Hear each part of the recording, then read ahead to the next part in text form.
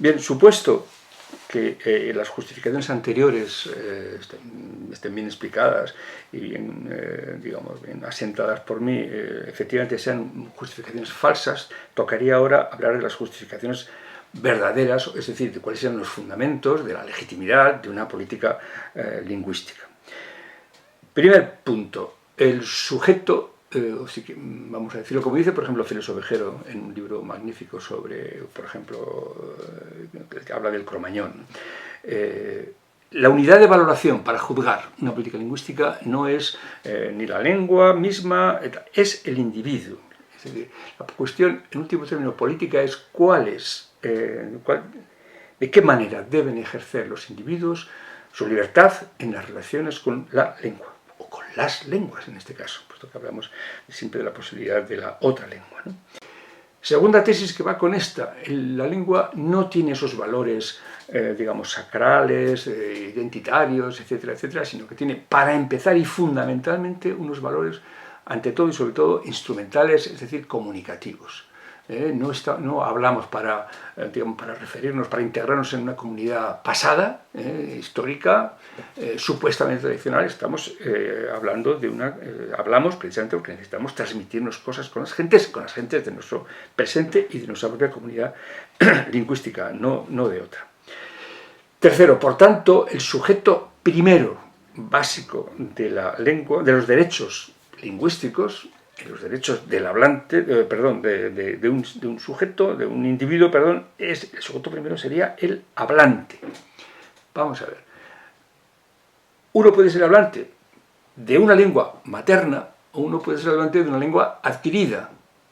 Y esa lengua adquirida la ha asumido, la ha adquirido, la ha conocido gracias a que está en una comunidad lingüística a la que ha accedido, pues por razones, digamos, por ejemplo, de supervivencia, por ejemplo, acceso al trabajo, o por razones de convivencia, es decir, necesidad de los demás y, por supuesto, necesidad de ejercer los derechos civiles de cada cual, para lo cual necesitamos justamente una lengua que no era la materna nuestra, pero que la que debemos aprender.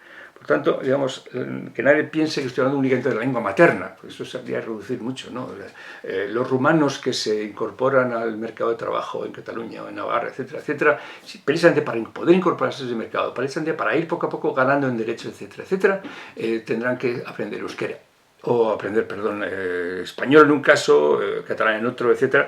Y, por cierto, además con derecho a que les sea sufragado públicamente, como vamos a ver. Se trata de un derecho territorial, es decir, yo no me llevo la lengua conmigo cuando salgo fuera de mi comunidad, sino que eso, vamos, tiene un ámbito mucho más restringido que sería eso. Por ejemplo, por eso el absurdo, por ejemplo, de que el Senado, que pretendía ser una cámara de representación territorial, etcétera, etcétera, aunque todo eso ha sido un bluff, de hecho, preconice en sus últimas decisiones que pueden hablar las lenguas que hablan en sus respectivos, supuestamente, que hablan unos pocos en sus respectivos, digamos, lugares de procedencia. Es un absurdo. Justamente se reúne en una cámara que es donde se habla la lengua común de los españoles, que es de lo que tengo que hablar después.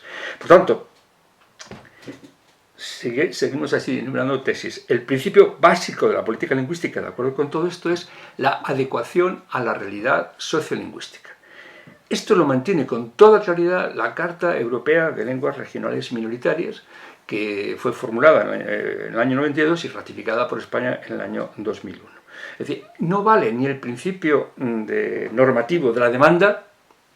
Hay que impartir, digamos, una lengua, la enseñanza en una lengua con cargo al Estado. Si hay demanda suficiente, pues no es verdad. Ni vale tampoco, digamos, el derecho a una opción lingüística así, por las buenas, sin más. Ahora voy a explicar un poco eso. En realidad lo que se está diciendo es que hay una primacía del uso. Por eso he dicho antes que el sujeto era el hablante. Y por tanto que el derecho lingüístico nace del hecho mismo, al contrario de otros derechos. Es decir, el derecho a acabar con la pobreza es justamente el derecho que surge de que no hay unos niveles suficientes y unos recursos suficientes para la vida de las personas, una vida suficientemente digna. Y hay que acabar con eso. Pero el derecho lingüístico no es el que hay que acabar con la situación de unas lenguas que no se hablan y que hay que recuperarlas. No. El derecho lingüístico más bien surge del hecho mismo. Hay que respetar, como principio último, luego habrá todas las reservas que queramos, pero habrá que respetar fundamentalmente lo que hay. El deber, en este caso, se confunde con el ser, ¿no? Fundamentalmente.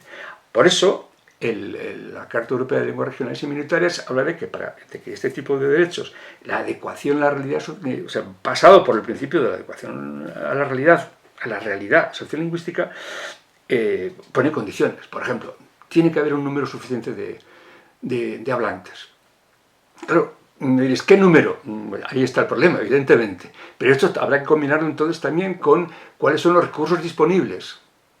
Más aún, habrá que poner entonces esto, a mí me parece capital, estamos hablando no del derecho que tengo yo a aprender suajili o a que mi hijo aprenda suajili, con cargo a mi propio presupuesto, sino el derecho que yo tengo de pedir al Estado que me sufrague la enseñanza de suajili, y que me perdonen los catalanes o los vascos, o el catalán o el vasco. Son cosas muy distintas.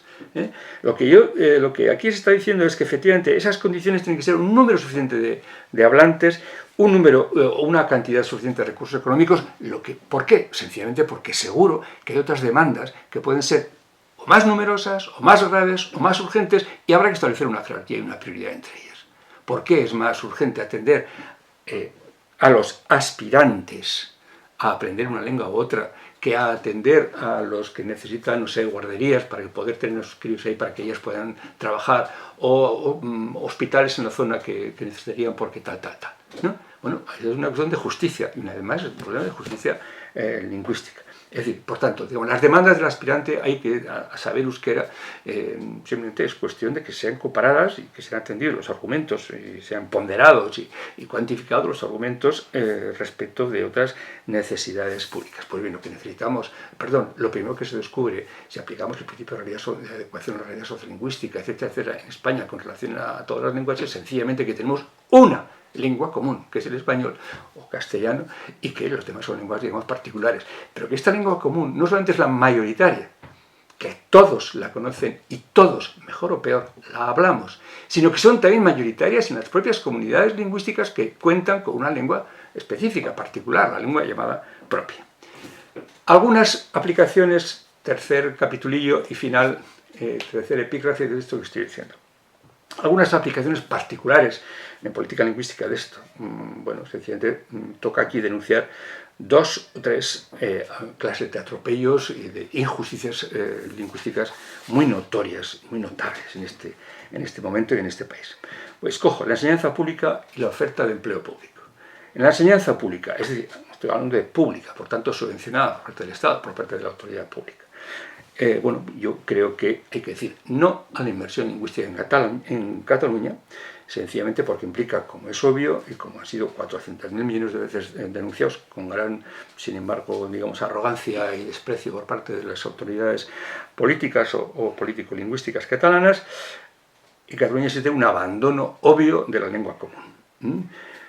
Y existe, sobre todo, la negación de la realidad misma a la que se está aplicando. Es decir, alumnos que no saben, o, digamos, multas por no rotular las tiendas, los comercios en catalán, etcétera, etcétera. Eso es un auténtico atropello. Yo comprendo cuáles son las razones que ellos sepan. Esa lengua, si no desaparecería, si no tal, el castellano se aprende en la calle, no, mire usted, lo siento, o sea, usted no puede imponer una lengua distinta de la que el alumno habla, por tanto, tienen derecho a la enseñanza en catalán, fundamentalmente en catalán, todos los niños que son hijos y de familia catalana y que viven en un medio obviamente catalán. Pero los que no tendrán derecho fundamentalmente a aprenderlo en su lengua materna, cosa que no hay, creo que ningún, digamos, didacta que no lo mantenga. Pero, y en todo caso, puesto que están viviendo también en un medio en el que el catalán es un 40% de la población, obviamente el catalán no es una lengua que tenga nada más que una asignatura, una hora a la semana, no, necesitará más horas, pero de ninguna manera como siendo la lengua común en la que se transmite la enseñanza. Es una lengua que tiene que aprender, me refiero a la segunda clase de alumnos, ¿no? Pero no como una lengua que haya que imponer. La segunda, de la enseñanza también, en nuestro caso, sería el de la elección lingüística, que es un caso que es fundamentalmente en el caso de Euskadi.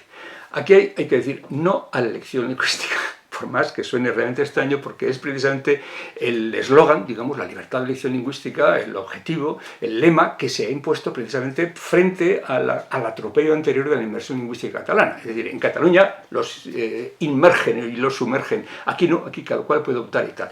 Pues mire usted, eso no está nada claro como un derecho, por mucho que efectivamente las personas que lo mantengan están mucho más cerca de mí, descontado, y los partidos, las plataformas, etcétera, etcétera, que los otros.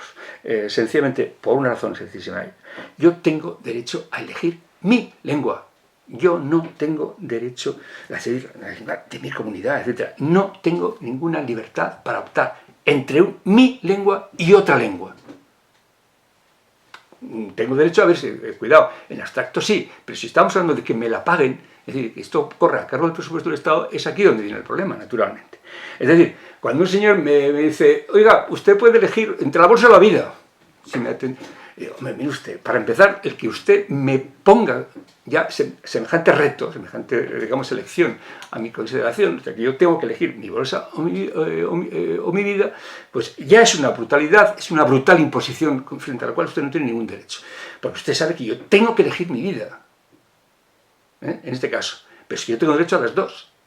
O sea, no puede ser, o sea, no puede ser que se me imponga una opción diciendo, digamos, usted aprende esta lengua u otra, usted ya sabe una y ahora aprende otra.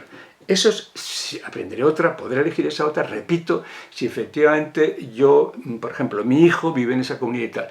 Los sujetos de esos derechos son, estoy hablando de la educación, son los hijos pequeños, por más que quienes sean los intérpretes y quienes hacen, de hecho, en su nombre esa opción son los padres. Pero los padres no pueden imponer una lengua que no sea la lengua propia de su hijo, la que está siendo y la que va a ser eventualmente seguro la lengua del chaval. Bien, la posibilidad de elegir, por tanto, planteaba así, es ya una especie de imposición. Es una imposición, además, en el sentido de que esa posibilidad está muy limitada. De hecho, por ejemplo, en Euskadi, me imagino que también en Cataluña no, porque no hay esa opción siquiera en Euskadi, sencillamente por la presión ambiental que hace que, por ejemplo, la noticia de ayer, los inmigrantes van en una proporción enorme, pero a lo mejor en un 80% al modelo D, que es todo en euskera, tal, y la desproporción que hay todos estos años de nombres propios de niños y niñas, de recién nacidos, supuestos nombres euskéricos o euskaldunes, no quiero ni contar. Es decir, es una necesidad de ser aceptado en la comunidad. Y esa es una imposición que, a mi juicio, es la imposición más potente que hay en Euskadi. No la de ETA, no es la del miedo a ETA, es la del miedo al compañero. El miedo al de la oficina, el miedo a la cuadrilla, el miedo al que toma el café. Y segundo gran aspecto donde se produce, vamos a ver, esto es una aplicación indecente o injusta de estos principios anteriores, y es que es una oferta de empleo público.